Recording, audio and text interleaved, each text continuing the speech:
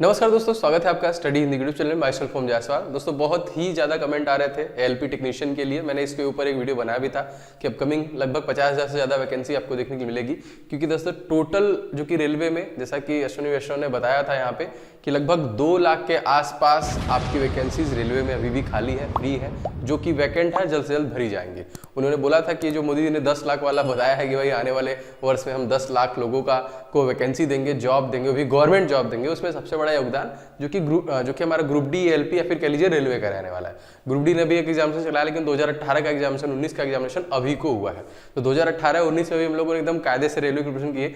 अब देखिए जो एग्जामिनेशन अपकमिंग है वो है दोस्तों रेलवे का ALP, assistant loco pilot and technician का। इसके ऊपर मैं कंप्लीट वीडियो बना चुका हूँ नोटिफिकेशन की रिगार्डिंग, कितने वैकेंसीज आ सकती हैं, कब तक आ सकती हैं।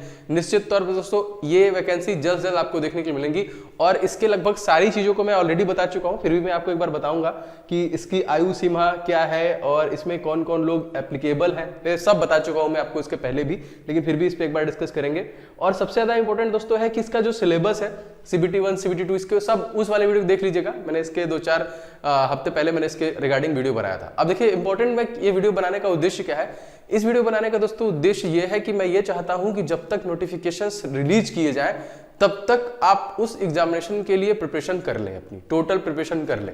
जो भी यहाँ पे आप जो देख सकते हैं सिलेबस में, अगर हम यहाँ पे बात करें तो मैथ आपका 20 नंबर का पूछा जाएगा, रीजनिंग आपका 25 नंबर का, साइंस आपका 20 नंबर का, और जीए और सीए दोस्तों आपका 10 नंबर का। एक बार मैं फिर से आपको एक बात बताऊंगा कि अगर वैकेंसी बड़ी है तो कोई भी ऐसा बंदा नहीं है, कह लीजिए कोई भी ऐसा नहीं है जो इस टेंडर को उठा सके, ले सके। तो ऐसा हो सकता है कि फिर से आपको TCS ही एग्जामिनेशन ले, ऐसा हो नहीं सकता लेकिन ऐसा हो सकता है, क्योंकि बहुत ज्यादा लोगों की जो एग्जामिनेशन है कोई भी बीच में नहीं पड़ रहा है उस टेंडर को लेने के लिए। तो हो सकता है कि टेंडर फिर से आपको मिल जाए TCS को। और TCS कैसा पेपर बना रहा है आपने ग्रुप डी एग्जामिनेशन में देख लिया, जैसे एग्जामिनेशन चल रहा है। तो आपको अभी से इस परीक्षा के लिए लगना होगा। देखिए क्योंकि आपने एक बहुत बड़ी मेहनत की है, बहुत बड़ी, सच में बहुत बड़ी है, क्योंकि 2019 का एग्जामिनेशन 2022 में लिया गया, 3 साल का। तो अब रिसेंट में जो 4-6 महीने आप रम के लगे थे इस परीक्षा के लिए, बहुत सारे लोगों के कम नंबर आए हैं, तो वो लोग डिमोनेटाइज हो गए कि नहीं भाई अब उनको लगता है कि अब एग्जामिनेशन क्या ही क्वालिफाई होगा। कोई दिक्कत नहीं है, लेकिन अभी भी आपके पास प्रयास है।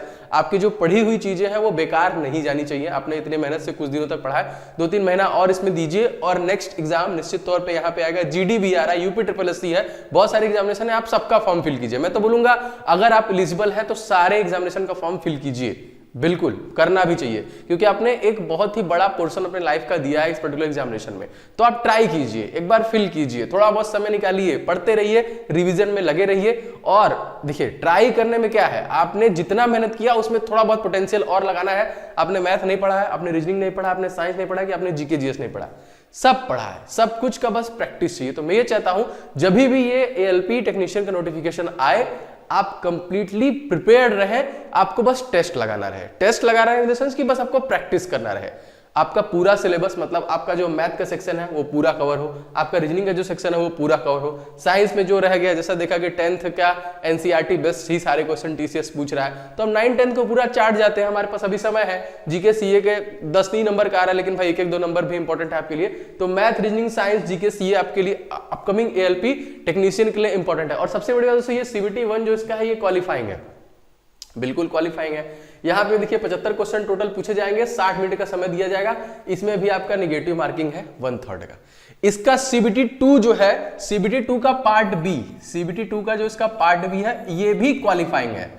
आपके ITI ग्रेड पे ही सारी चीजें भी बताऊंगा मैं, तो ये भी क्वालिफाइंग है। अगर आप इसमें क्वालिफाई नहीं होंगे तो आपका ये जो CBT 2 का पार्ट ए है इसकी कॉपी चेक नहीं की जाएगी, मतलब ये एक तरीके से जांच नहीं किया जाएगा। जैसे भी एग्जाम लेते हैं इसको टेस्ट ही नहीं करेगा। तो आपको 2 क्वालिफाई, एक तो आपको ये भी क्वालिफाई करना पड़ेगा CBT 1, और आपको देखिए पार्ट बी भी इसका क्वालिफाई करना पड़ेगा। दोनों आपको क्वालिफाई करने पड़ेंगे, तब जाके आपका CBT 2 को किया जाएगा।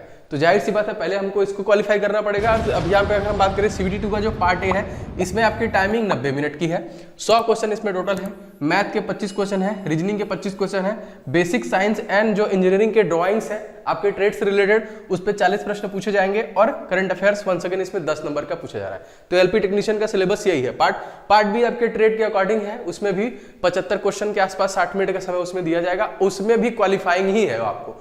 30% वही ओबीसी वालों के लिए है, 35% 40% के पास यूआर के इसी के आसपास है। मैंने यहाँ पे मेंशन नहीं किया, लिखा नहीं, लेकिन ये आपका CBT 1 क्वालिफाइंग है और CBT 2 का पार्ट बी क्वालिफाइंग है। अगर ये आप क्वालिफाई नहीं करेंगे तो आपका पार्ट 1 जो होगा वो कॉपी चेक नहीं, मतलब उसको एग्जामिनर देखेगा ही नहीं, क्योंकि आपने पार्ट बी क्वालिफाई नहीं किया है। तो अब ये इंपॉर्टेंट है कि सर ये कौन फिल कर सकता है। मैंने आपको इसके पहले एक वीडियो इस पे बनाया था। सबसे बड़ी बात, मैं इस वीडियो को बनाने का उद्देश्य यह है कि आप लोग की डिमांड थी सर इसके ऊपर भी क्लासेस स्टार्ट कीजिए बहुत जल्द, क्योंकि ऑलरेडी बच्चे लगे हुए हैं, तो एक उनको मिल जाए। तो बहुत ही बढ़िया तरीके से दोस्तों आपको मैथ की, रीजनिंग की एंड साइंस जीके जीएस की क्लासेस इस पर्टिकुलर चैनल पे स्टार्ट होगी आज से या फिर हो सकता है कल से आपको क्लासेस मिलनी स्टार्ट हो जाएंगी।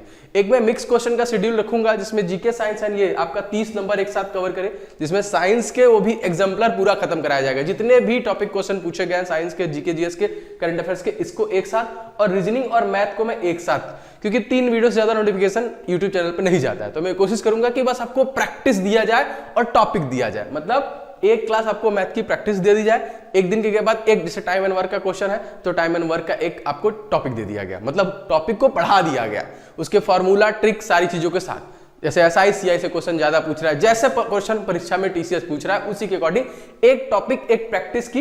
इसी तरह हम लोग रीजनिंग के भी टॉपिक को खत्म कर लेंगे और मैथ के भी टॉपिक खत्म कर लेंगे और साइंस और जीके के भी टॉपिक को खत्म कर लेंगे। क्योंकि भाई जब तक आप इसको क्वालिफाई नहीं करेंगे CBT 1 CBT 2 में जाएंगे नहीं। CBT 2 में भी हम पार्ट बी को क्वालिफाई नहीं करेंगे तो CBT 1 को चेक ही नहीं करेगा एग्जामिनर।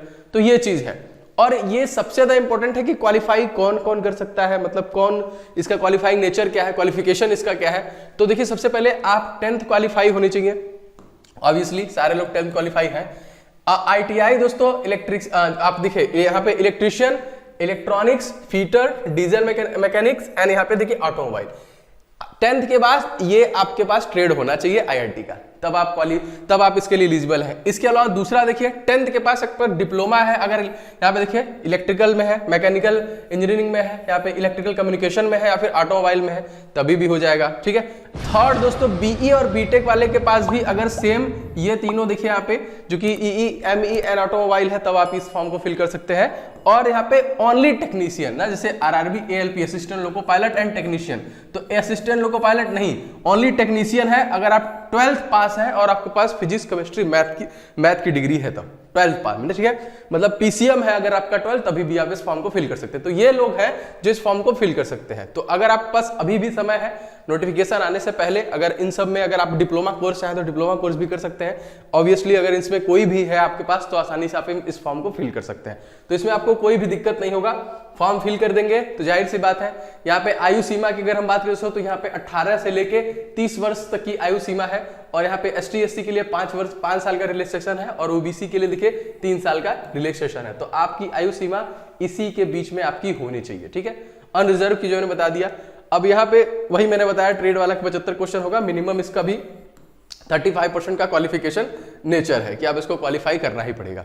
तो ये स्पेशली देखिए, जो लोग भी अभी सोच रहे थे कि सर क्या करें, ठीक है, मैं नहीं कहूंगा कि ग्रुप डी एग्जामिनेशन था तो आपने 8-8 घंटा अपने पूरे दिन का दिया है, आप 2 से 3 घंटे का एक रिवीजन अपने मान के चलिए, बाकी अदर काम है, अदर चीजें हैं, तो आप करिए उसको, लेकिन ट्राई करते रहिए। मेरे कहने का मतलब है लगे रहिए, इसको छोड़िए मत, क्योंकि क्विक वैकेंसी दे देगा, और जैसे ही वैकेंसी दे देगा सब लोग घबराना चालू कर देते हैं। उनको लगता है अरे अब तो मैंने कुछ पढ़ा ही नहीं है, मेरा प्रिपेयर ही नहीं है, कैसे कवर होगा, ये होगा, तो ऑटोमेटिक प्रेशर आ जाएगा।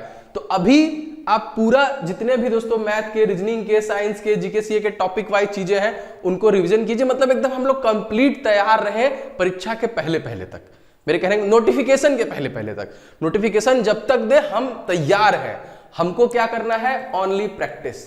ऐसे सिचुएशन के बाद दोस्तों हमको बस प्रैक्टिस करना है, नथिंग एल्स। तो आपको बस यही करना बचे।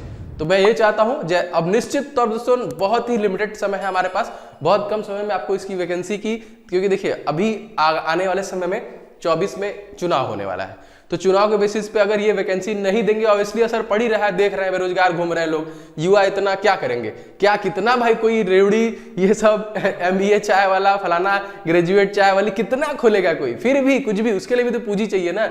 अगर आप एक चाय टपरी की भी दुकान खोलेंगे 10, 20, 30, 40 हजार का पूंजी चाहिए ना, नहीं है लोगों के पास। जॉब चाहिए हमको, हम पढ़े लिखे हैं, साक्षर है, इतना मेहनत किए, ITI किए, फलाना ढेमक का सारे कोर्स करके रखे, लेकिन हमारे पास जॉब ही नहीं है। तो ये समस्या है यहाँ पे।